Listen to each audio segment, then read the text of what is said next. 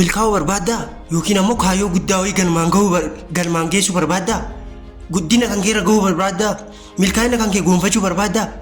zan akka kaameraamaanii yookiin akka kaameraa ta'e kaameraan gaafa suuraa kaasuuf ta'e wanna hundaayyuu miti wanna hunda taargeetii keessa seensifatu paartii waan hundaa keessaa paartii takkatti taargeetii keessa seenseetiin taargeetii keessa ishii seensifate isaan maal godha siiraan kaasamaan ushi atillee akkas ta'e waan barbaadu qofa irratti xiyyeeffatu waan galmaan geessu waan galmaan gahuuf yookiin stage irra gahuu barbaadu irra wantoota si geessan qofa irra focus godhu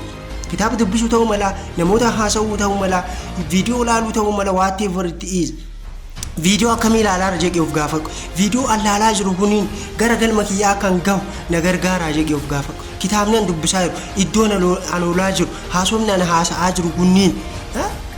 akka anini stage takka gara galma kiyyaa siif na godhaaraa jedhee of gaafadhu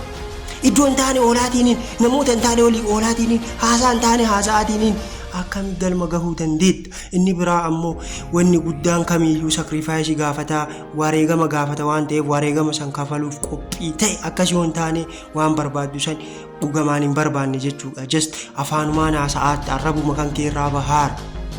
isi